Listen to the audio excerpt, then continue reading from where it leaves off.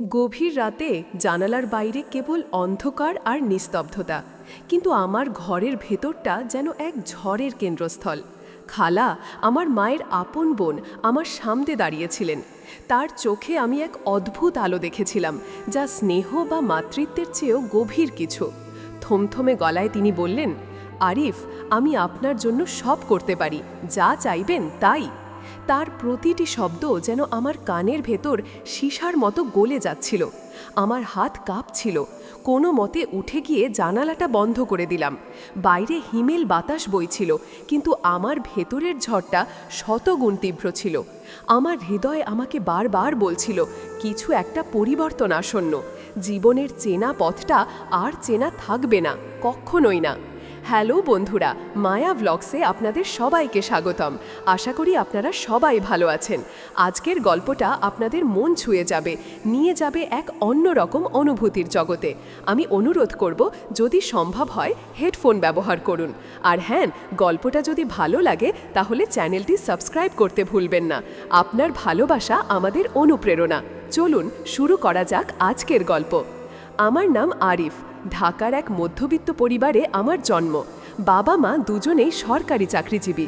আমি তাদের একমাত্র সন্তান। ছোটবেলা থেকেই আমি ছিলাম একটু শান্ত প্রকৃতির। বই পড়তে আর ছবি আঁকতে ভালোবাসতাম। আমার বাবা মায়ের কর্মজীবনের ব্যস্ততার কারণে প্রায়শই আমি খালা শোভা আর খালু রহিমের বাসায় সময় কাটাতাম। খালা শোভা আমার মায়ের ছোট বোন। দেখতে দারুণ সুন্দরী ছিলেন, আর তার মনটাও ছিল উদার। আমার প্রতি তার স্নেহ ছিল প্রগাঢ়। মনে হতো যেন আমি তার নিজের সন্তান।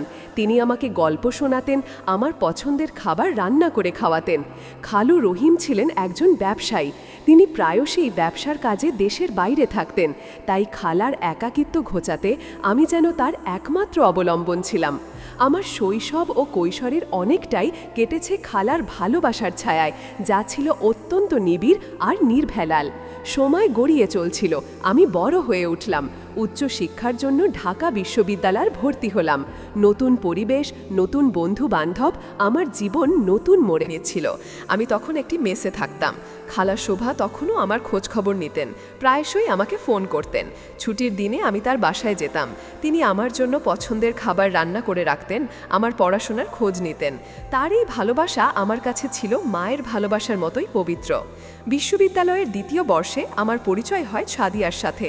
সাদিয়া ছিল আমারই বিভাগের ছাত্রী। সে ছিল শান্ত, লাজুক আর অসম্ভব মায়াবী চেহারার অধিকারী। তার লম্বা চুল, বড় বড় চোখ আর মিষ্টি হাসি মুহূর্তেই আমার মন কেড়ে নিয়েছিল। আমাদের বন্ধুত্বটা খুব দ্রুতই গভীর হলো। আমরা একসাথে ক্লাস করতাম, লাইব্রেরিতে পড়তাম আর টিএসসিতে বসে চা খেতাম। ঢাকার কোলাহলপূর্ণ জীবনে সাদিয়া যেন এক স্নিগ্ধ বাতাসের ঝাপটা ছিল। তার সাথে কথা বলতে বলতে কখন যে সময় কেটে যেত টেরই পেতাম না। আমরা রামনা পার্কে বসে ঘন্টার পর ঘন্টা ভবিষ্যৎ নিয়ে স্বপ্ন দেখতাম, গল্প করতাম। সে ছিল আমার প্রথম ভালোবাসা, আমার প্রথম প্রেম। একদিন বিকেলে বুড়িগঙ্গার পাড়ে বসে আমরা দুজনে সূর্যাস্ত দেখছিলাম। নদীর শান্ত জল আর সন্ধ্যার কমলা রঙের আকাশ সব যেন এক অদ্ভুত মাদকতায় ভরেছিল। আমি আর নিজেকে ধরে রাখতে পারিনি। আমার হাত বাড়িয়ে সাদিয়ার হাত ধরেছিলাম। তার হাতটা ছিল নরম আর উষ্ণ। আমি তার চোখের দিকে তাকিয়ে বলেছিলাম, সাদিয়া, আমি তোমাকে ভালোবাসি। আমার জীবনের প্রতিটা মুহূর্তে আমি তোমাকে চাই। সাদিয়া প্রথমে একটু চমকে উঠেছিল, তারপর তার গালে এক রাস লাজুক হাসি ফুটে উঠল। সে আমার হাতটা আরও শক্ত করে ধরেছিল। তার চোখের নীরব সম্মতি আমার হৃদয়কে এক অপার্থিব আনন্দে ভরিয়ে দিয়েছিল। সেই দিন থেকে আমাদের ভালোবাসার নতুন অধ্যায় শুরু। আমাদের প্রেম ধীরে ধীরে গভীর হতে লাগলো। আমরা একে অপরের সাথে নিজেদের সবটুকু শেয়ার করতাম। ছোট ছোট খুনসুটি, মান অভিমান আর অগণিত ভালোবাসার মুহূর্ত দিয়ে আমাদের দিন কাটত। সাদিয়া আমার জীবনে এক নতুন রং এনেছিল। তার সাথে থাকলে আমি সব দুঃখ, সব চাপ ভুলে যেতাম। আমাদের ভবিষ্যৎ নিয়ে আমরা হাজারো স্বপ্ন দেখতাম। একটি ছোট বাসা, একটি সুখী পরিবার, এই ছিল আমাদের সব স্বপ্ন। সাদিয়া তার পরিবারের কাছে আমাদের সম্পর্কের কথা জানায়নি, কারণ তার পরিবার ছিল কিছুটা রক্ষণশীল। তাই আমাদের সম্পর্কটা ছিল অনেকটা গোপন, যা আমাদের ভালোবাসাকে আরও তীব্র করে তুলেছিল। এই সময়েই খালার আচরণে আমি কিছু সূক্ষ্ম পরিবর্তন লক্ষ্য করতে শুরু করলাম। তিনি ঢাকাতে প্রায়শই আসতে শুরু করলেন। খালু রহিম তখনও ব্যবসার কাজে দেশের বাইরে থাকতেন। খালা প্রায় সপ্তাহখানেক করে আমার মেসে বা আমার কাছেই থাকতেন। তিনি আমার জন্য বিশেষ করে রান্না করে নিয়ে আসতেন, আমার কাপড় চোপড় গুছিয়ে দিতেন। আমি প্রথমে এটাকে তার মাতৃত্বসুলভ ভালোবাসা মনে করতাম, কিন্তু তার চোখের দৃষ্টিতে আমি এক অদ্ভুত গভীরতা লক্ষ্য করতাম। তিনি যখন আমার দিকে তাকিয়ে থাকতেন তখন তার দৃষ্টিতে এক ধরনের তীব্রতা থাকত, যা আমার অস্বস্তির কারণ হতো। তিনি আমার সাথে দীর্ঘক্ষণ কথা বলতে চাইতেন, বিশেষ করে যখন আমি একা থাকতাম। তিনি খালু রহিমের সাথে তার অসুখী দাম্পত্য জীবনের কথা বলতেন, তার একাকিত্বের কথা বলতেন। তিনি বলতেন, আরিফ জানিস, মানুষ সব কিছু পেয়েও অনেক সময় সুখী হয় না। সত্যিকারের ভালোবাসা না পেলে জীবনটা অর্থহীন মনে হয়। তার কথায় এক ধরনের হতাশা আর শূন্যতা ছিল, যা আমি স্পষ্ট অনুভব করতাম। আমি তাকে সান্ত্বনা দিতাম, বোঝানোর চেষ্টা করতাম যে খালু তোমাকে ভালোবাসেন, হয়তো প্রকাশ করতে পারেন না। কিন্তু আমার কথায় তিনি যেন সন্তুষ্ট হতেন না। একদিন বিকেলে আমি সাদিয়ার সাথে রমনা পার্কে ঘুরতে গিয়েছিলাম। হঠাৎ দেখি খালা শোভা পার্কের গেটের সামনে দাঁড়িয়ে আছেন। আমাকে দেখেই তিনি এগিয়ে এলেন। আরিফ, তুই এখানে কি করছিস? আর এই মেয়েটিকে? তার গলায় এক ধরনের কঠোরতা ছিল, যা আমি আগে কখনো শুনিনি। আমি অপ্রস্তুত হয়ে গেলাম। খালা, সে সাদিয়া, আমার বন্ধু। আমি সাদিয়ার সাথে খালার পরিচয় করিয়ে দিলাম। সাদিয়া খালাকে সালাম করল, কিন্তু খালা তার দিকে এক ঝলক তাকিয়েই মুখ ফিরিয়ে নিলেন। তার চোখে ছিল স্পষ্ট বিরক্তি। তিনি আমার হাত ধরে বললেন, চল আমার সাথে, তোর সাথে কিছু কথা আছে। সাদিয়া আমাকে অবাক চোখে দেখছিল। আমি খালার দিকে তাকিয়ে ইশারায় সাদিয়াকে কথা বলার আশ্বাস দিলাম। সেদিন খালা আমাকে নিয়ে তার ভাড়া করা একটি ফ্ল্যাটে গেলেন। ফ্ল্যাটটি তিনি ঢাকায় থাকার সময় ব্যবহার করতেন। তিনি আমার সামনে বসে বললেন, আরিফ, তুই কি জানিস না যে তোর পড়াশোনার সময় এসব প্রেম ভালোবাসা মানায় না? আর এই মেয়েটিকে, তার চালচলন কেমন যেন ভালো লাগছে না। আমি খালার কথায় অবাক হয়ে গেলাম। খালা, তুমি এসব কি বলছো? সাদিয়া খুব ভালো মেয়ে, আর সে আমার বন্ধু। খালা আমার কথায় যেন আরও উত্তেজিত হয়ে উঠলেন। বন্ধু? তুই কি আমাকে বোকা ভাবছিস? আমি তোর খালা, তোর সব চিনি। আমি চাই না তুই কোনো বাজে মেয়ের পাল্লায় পড়িস। তোর জীবনে যা কিছু ভালো, আমি তাই চাই। খালার কথায় আমি আহত হলাম। আমি জানি সাদিয়া কেমন। খালার এই অযৌক্তিক আচরণ আমাকে অবাক করল। আমি তাকে বোঝানোর চেষ্টা করলাম, কিন্তু তিনি আমার কোনো কথা শুনতে চাইলেন না। সেদিন থেকে আমার মনে এক ধরনের অস্বস্তি কাজ করতে শুরু করলো। খালার এই আচরণ আমার কাছে স্বাভাবিক মনে হচ্ছিল না। সাদিয়াও খালার এই আচরণে কিছুটা হতবাক হয়েছিল। সে আমাকে জিজ্ঞেস করেছিল, তোমার খালা এমন কেন? তিনি কি আমাকে পছন্দ করেননি? আমি তাকে সান্ত্বনা দিয়ে বলেছিলাম, না, এমন কিছু না। খালা হয়তো একটু পুরনো ধ্যান ধারণার মানুষ, তাই হয়তো এমন বলেছেন। কিন্তু আমার নিজের মনেই এক ধরনের সংশয় কাজ করছিল। খালার এই অতিরিক্ত অধিকার বোধ আমার কাছে ক্রমশ অস্বাভাবিক মনে হচ্ছিল। এরপর খালা আরও বেশি করে আমার জীবনে জড়িয়ে পড়তে চাইলেন। তিনি আমার মেসে প্রায়শই আসতেন। আমার বন্ধুদের সামনেই আমাকে নিয়ে নানা ধরনের ব্যক্তিগত কথা বলতেন। তিনি চাইতেন আমি যেন তার সাথে বেশি সময় কাটাই। সাদিয়ার সাথে আমার সম্পর্কটা তিনি যেন কোনোভাবেই মেনে নিতে পারছিলেন না। তিনি আমাকে প্রায়শই ফোন করে সাদিয়ার সাথে দেখা করতে বারণ করতেন, নানান অজুহাত দেখাতেন। আমার মনে হচ্ছিল খালার স্নেহ ক্রমশ এক অদ্ভুত অধিকারবোধে পরিণত হচ্ছে। আমি তাকে মা বলে সম্মান করতাম, কিন্তু তার এই আচরণ আমাকে ক্রমশ অস্বস্তিতে ফেলছিল। একদিন রাতে আমার মেসের ঘরে বসে পড়ছিলাম। বাইরে টিপটিপ বৃষ্টি পড়ছিল। হঠাৎ কলিং বেলের শব্দ। দরজা খুলে দেখি খালা শোভা দাঁড়িয়ে আছেন। তার মুখে এক ধরনের উদ্বেগের ছাপ। আরিফ, আমি খুব বিপদে পড়েছি। আমার খালুর সাথে খুব ঝগড়া হয়েছে। তিনি আমাকে অনেক কটু কথা বলেছেন। আমি আর ওই বাসার থাকতে চাই না। তার চোখে জল ছিল। আমি তাকে ভেতরে আসতে বললাম। তিনি সোফায় বসে কাঁদতে লাগলেন। আমি তাকে জল দিলাম। তিনি বললেন, আমার জীবনে আর কিছু ভালো লাগছে না আরিফ। আমি শুধু তোমার কাছেই শান্তি পাই। তুমিই আমার একমাত্র ভরসা। তার কথা শুনে আমার মন খারাপ হলো। আমি তাকে সান্ত্বনা দিলাম। খালা, এমন ভেবো না। খালুর সাথে হয়তো ভুল বোঝাবুঝি হয়েছে, সব ঠিক হয়ে যাবে। তিনি আমার দিকে এক অদ্ভুত দৃষ্টিতে তাকালেন। তার চোখে এক ধরনের আকুতি ছিল। না আরিফ, কিছুই ঠিক হবে না। আমি তোমার মধ্যেই আমার হারানো শান্তি খুঁজে পাই। তুমি আমাকে বোঝো, আমার কষ্ট অনুভব করো। তিনি আমার দিকে আরও ঝুঁকে এলেন। তার হাতের স্পর্শ আমার হাতে পড়তেই আমি কেঁপে উঠলাম। তার স্পর্শে মাতৃত্বের উষ্ণতা ছিল না, ছিল এক ধরনের অন্যরকম অনুভূতি। আমি অস্বস্তি বোধ করতে লাগলাম। আমি হাত সরিয়ে নিলাম। তিনি আমার চোখের দিকে তাকিয়ে বললেন, আরিফ, জানিস আমি তোমার জন্য সব করতে পারি, যা চাইবে তাই। আমার যা কিছু আছে সব কিছু তোমার। তার এই কথাগুলো শুনে আমার সারা শরীর হিম হয়ে গেল। আমি যেন নিজের কানকে বিশ্বাস করতে পারছিলাম না। এ কেমন কথা! খালা আমার মা সম, তার মুখে এ ধরনের কথা আমি কল্পনাও করতে পারিনি। আমার ভেতরে এক তীব্র অস্বস্তি আর ভয় কাজ করতে শুরু করলো। আমি যেন দম বন্ধ হয়ে আসছিল। আমি কোনো মতে উঠে গিয়ে জানালার পাল্লাটা বন্ধ করে দিলাম। বাইরে হিমেল বাতাস বইছিল, কিন্তু আমার ভেতরের ঝড়টা শতগুণ তীব্র ছিল। আমার হৃদয় আমাকে বারবার বলছিল কিছু একটা পরিবর্তন আসন্ন, জীবনের চেনা পথটা আর চেনা থাকবে না, কখনোই না। এই অনুভূতিটা এতটাই তীব্র ছিল যে আমি কয়েক মুহূর্তের জন্য শ্বাস নিতে ভুলে গিয়েছিলাম।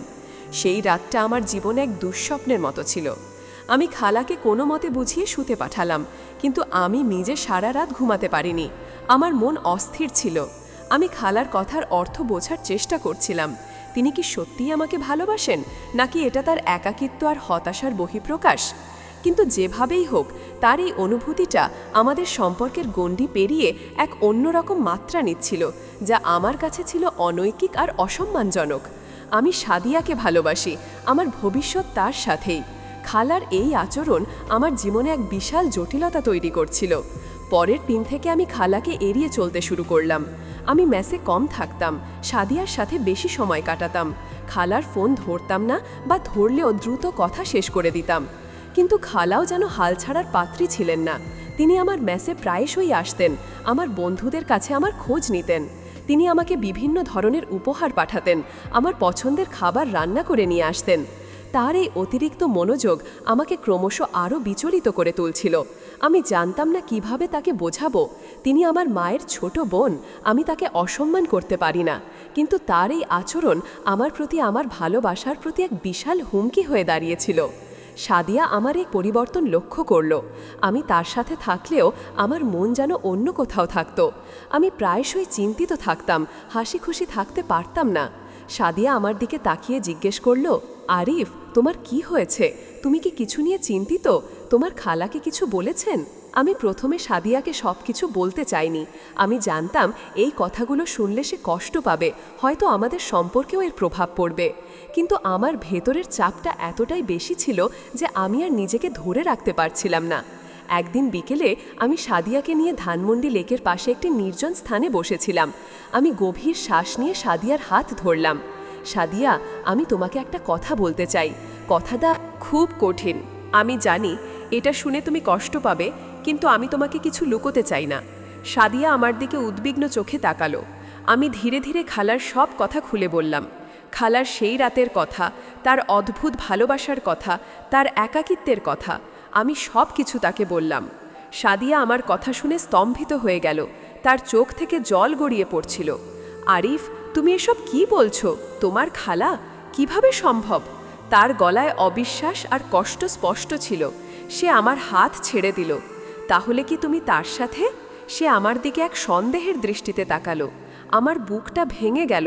না সাদিয়া, আমি এমন কিচ্ছু করিনি। আমি তোমাকে ভালোবাসি। আমি তাকে বোঝানোর চেষ্টা করছি, কিন্তু তিনি শুনছেন না। আমি জানি না কি করব। সাদিয়ার চোখে এক ধরনের অবিশ্বাস আর অভিমান ছিল। আমি তোমাকে বিশ্বাস করি আরিফ, কিন্তু তোমার খালা, তিনি কিভাবে এমনটা করতে পারেন? আমি তাকে কত শ্রদ্ধা করতাম। সাদিয়া উঠে দাঁড়ালো। আমি এখন বাড়ি যেতে চাই, আমার মাথা কাজ করছে না। সাদিয়ার এই প্রতিক্রিয়া আমাকে আরও বেশি কষ্ট দিল। আমি তাকে বোঝানোর চেষ্টা করলাম, কিন্তু সে আমার কোনো কথা শুনতে চাইল না। সেদিনের পর থেকে সাদিয়া আমার থেকে কিছুটা দূরত্ব বজায় রাখতে শুরু করলো। আমাদের ভালোবাসার সম্পর্কে এক গভীর ফাটল দেখা দিল। আমি বুঝতে পারছিলাম খালার এই আচরণ আমাদের সম্পর্কের জন্য কতটা ক্ষতিকর। আমি জানতাম আমাকে একটা কঠিন সিদ্ধান্ত নিতে হবে। আমি সেদিনই সিদ্ধান্ত নিলাম আমাকে খালার সাথে সরাসরি কথা বলতে হবে। এই পরিস্থিতি আর চলতে পারে না। আমি তাকে আঘাত করতে চাই না, কিন্তু আমার জীবন, আমার ভালোবাসা রক্ষা করা আমার জন্য অত্যন্ত জরুরি ছিল। আমি তাকে ফোন করে পরদিন দুপুরে তার ভাড়া করা ফ্ল্যাটে দেখা করতে বললাম। পরের দিন দুপুরে আমি খালার ফ্ল্যাটে গেলাম। আমার ভেতরে এক অদ্ভুত মিশ্র অনুভূতি কাজ করছিল, ভয়, দুঃখ আর এক ধরনের দৃঢ়তা। খালা আমাকে দেখেই হাসি মুখে এগিয়ে এলেন। আরিফ, আয়, কতদিন পর তোর সাথে কথা হচ্ছে। জানিস, তোকে না দেখলে আমার ভালো লাগে না। আমি তার কথায় কোনো প্রতিক্রিয়া দেখালাম না। আমি সরাসরি সোফায় গিয়ে বসলাম। আমি গভীর শ্বাস নিয়ে কথা বলা শুরু করলাম। খালা, আমি আপনার কাছে কিছু গুরুত্বপূর্ণ কথা বলতে এসেছি। আমি জানি আমার কথা শুনে হয়তো আপনি কষ্ট পাবেন, কিন্তু এই কথাগুলো বলা আমার জন্য খুব জরুরি। খালা আমার মুখের দিকে তাকালেন। তার হাসি মলিন হয়ে গেল। কি হয়েছে আরিফ, তুই কি কিছু নিয়ে চিন্তিত? হ্যাঁ খালা, আমি খুব চিন্তিত। আপনার সাম্প্রতিক আচরণ নিয়ে আমি খুব বিচলিত। আপনি আমার মায়ের ছোট বোন, আমার কাছে মায়ের মতো। আমি আপনাকে খুব শ্রদ্ধা করি, ভালোবাসি, কিন্তু আপনার এই অতিরিক্ত মনোযোগ, আপনার মুখের সেই কথাগুলো, আমি আপনার জন্য সব করতে পারি, এই কথাগুলো আমাকে খুব কষ্ট দিয়েছে খালা। আমার গলায় দৃঢ়তা ছিল, কিন্তু কষ্টও ছিল স্পষ্ট। খালা আমার কথা শুনে যেন পাথর হয়ে গেলেন। তার মুখ ফ্যাকাশে হয়ে গেল। আরিফ, তুই কি বলছিস এসব? আমি তোকে ভালোবাসি, তাই তো তোর খেয়াল রাখি। ভালোবাসা খালা, এই ভালোবাসার ধরনটা অন্য রকম। আমি সাদিয়াকে ভালোবাসি, সে আমার জীবন, আমার ভবিষ্যৎ। আপনি আমার খালা, আমার মুরব্বি। আমাদের সম্পর্কের একটা পবিত্রতা আছে, একটা গণ্ডি আছে। আপনি সেই গণ্ডিটা অতিক্রম করছেন খালা। আপনার এই আচরণ আমার জীবনে, আমার ভালোবাসার সম্পর্কে এক বিশাল জটিলতা তৈরি করছে। আমার গলার স্বর কিছুটা উঁচু হয়ে উঠল। আমি জানি আপনি হয়তো খালু রহিমের সাথে আপনার সম্পর্কে সুখী নন। আমি আপনার একাকিত্ব বুঝি, কিন্তু এর সমাধান এটা নয় খালা। আমি আপনার ভাতিজা, আপনার ছেলে সম। আপনার এই অনুভূতিটা অনৈতিক খালা, এটা আমাকে মানসিকভাবে খুব আঘাত করছে। খালা আমার কথা শুনে কাঁদতে লাগলেন। আরিফ, তুই কি জানিস না আমি কতটা একা? রহিম আমাকে সময় দেয় না। আমি শুধু তোমার মধ্যেই আমার হারানো সুখ খুঁজে পাই। তুমি আমাকে ভালোবাসতে পারো না? না খালা, আমি আপনাকে সেভাবে ভালোবাসতে পারি না। আপনি আমার মা সম। আমার ভালোবাসা সাদিয়ার জন্য। আমাদের সম্পর্কটা পবিত্র। আপনার এই চাওয়াটা অন্যায় খালা, এটা আমাদের পরিবারের সম্মান নষ্ট করবে। আমি আপনাকে অনুরোধ করছি, আপনি আপনার এই অনুভূতি থেকে বেরিয়ে আসুন। আপনি আপনার জীবনের নতুন অর্থ খুঁজে নিন। খালুর সাথে কথা বলুন, কাউন্সেলিং নিন, কিন্তু দয়া করে আমার জীবনে, আমার ভালোবাসার জীবনে এই জটিলতা তৈরি করবেন না। আমি উঠে দাঁড়িয়েছিলাম। আমি জানি আমার কথা শুনে আপনার কষ্ট হচ্ছে, কিন্তু আমার পক্ষে আর এটা মেনে নেওয়া সম্ভব না খালা। খালা আমার দিকে ফ্যাল করে তাকিয়ে রইলেন। তার চোখ থেকে জল গড়িয়ে পড়ছিল। তিনি কিছুক্ষণ নীরব রইলেন, তারপর মাথা নিচু করে বললেন, আরিফ, আমি হয়তো ভুল করেছি। আমি হয়তো আমার একাকিত্বে এতটাই ডুবে গিয়েছিলাম যে আমি সঠিক ভুল বিচার করতে পারছিলাম না। আমি বুঝতে পারিনি যে আমার এই আচরণ তোমাকে এতটা কষ্ট দেবে, তোমার ভালোবাসাকে এতটা আঘাত করবে। তার গলায় ছিল এক ধরনের অনুশোচনা। আমি সত্যিই দুঃখিত আরিফ। আমি জানি তুমি আমাকে ক্ষমা করতে পারবে না, কিন্তু আমি বুঝতে পারছি আমি কতটা ভুল পথে হাঁটছিলাম। আমি তার দিকে তাকিয়েছিলাম। তার চোখে আমি এক ধরনের হতাশা, অনুশোচনা আর একাকিত্বের গভীর চিত্র দেখতে পাচ্ছিলাম। আমার মনে হলো তিনিও এক ধরনের কষ্টের শিকার। আমি আপনাকে ক্ষমা করে দিয়েছি খালা, কিন্তু আমাদের সম্পর্কটা আর আগের মতো থাকবে না খালা। আপনার এই আচরণ আমার বিশ্বাসকে ভেঙে দিয়েছে। সেই দিনের পর খালা শোভা ঢাকা ছেড়ে চলে গেলেন। তিনি হয়তো তার ভুল বুঝতে পেরেছিলেন, অথবা হয়তো তার একাকিত্ব থেকে মুক্তি পাওয়ার জন্য নতুন কোনো পথ খুঁজে নিতে চেয়েছিলেন। আমি তার সাথে আর দেখা করিনি। তিনি মাঝে মাঝে ফোন করতেন, কিন্তু আমি তার ফোন ধরতাম না। এই সিদ্ধান্তটা আমার জন্য খুব কঠিন ছিল, কিন্তু আমার মনে হয়েছিল আমার ভালোবাসা আর আমার ভবিষ্যৎ রক্ষা করার জন্য এটা অত্যন্ত জরুরি ছিল। আমি সাদিয়ার কাছে ফিরে গেলাম। আমি তাকে সব কিছু বললাম। খালা তার ভুল বুঝতে পেরেছেন আর তিনি চলে গেছেন। সাদিয়া প্রথমে কিছুটা দ্বিধাগ্রস্ত ছিল, কিন্তু আমার চোখের দিকে তাকিয়ে সে আমার সততা বুঝতে পারল। আমরা দুজনেই এই কঠিন অভিজ্ঞতা থেকে অনেক কিছু শিখেছিলাম। ভালোবাসা শুধু সুখ নয়, এটি পরীক্ষা, এটি বিশ্বাস, এটি একে অপরের প্রতি অবিচল আস্থা। আমাদের ভালোবাসা এই কঠিন পরীক্ষার মধ্যে দিয়ে আরও শক্তিশালী হয়েছিল। আমরা একে অপরের প্রতি আরও বেশি নির্ভরশীল হয়ে পড়েছিলাম। জীবন কখনোই একই রকম থাকে না। প্রতিটি অভিজ্ঞতা আমাদের নতুন কিছু শেখায়, আমাদের বদলে দেয়। খালার এই ঘটনা আমার জীবনে এক গভীর ক্ষত তৈরি করেছিল, কিন্তু একই সাথে এটি আমাকে শিখিয়েছিল ভালোবাসার পবিত্রতা, সম্পর্কের গণ্ডি আর নিজের মূল্যবোধের প্রতি অবিচল থাকার গুরুত্ব। আমি আর সাদিয়া আমাদের ভবিষ্যৎ নিয়ে নতুন করে স্বপ্ন দেখতে শুরু করলাম। আমরা বুঝতে পারছিলাম আমাদের ভালোবাসা যে কোনো প্রতিকূলতা জয় করতে পারবে, কারণ আমরা একে অপরের পাশে ছিলাম সব সময়। সেই রাতের জানালা বন্ধ করার মধ্য দিয়ে আমি শুধু হিমেল বাতাসকেই আটকাচ্ছিলাম না, আমি আমার জীবনের এক নতুন অধ্যায়কে আহ্বান জানাচ্ছিলাম, যেখানে বিশ্বাস, সততা আর ভালোবাসা ছিল আমার একমাত্র পাথেয়। বন্ধুরা, গল্পটি আপনাদের কেমন লাগলো তা অবশ্যই কমেন্ট করে জানাবেন। আপনাদের মতামত আমাদের জন্য খুবই গুরুত্বপূর্ণ। যদি গল্পটি ভালো লেগে থাকে তাহলে ভিডিওটিতে একটি লাইক দিন, বন্ধুদের সাথে শেয়ার করুন এবং অবশ্যই মায়া ভ্লগস চ্যানেলটি সাবস্ক্রাইব করে আমাদের পাশে থাকুন। আপনাদের ভালোবাসা আমাদের অনুপ্রেরণা। দেখা হবে পরের গল্পে। ততক্ষণ পর্যন্ত ভালো থাকুন, সুস্থ থাকুন। ধন্যবাদ।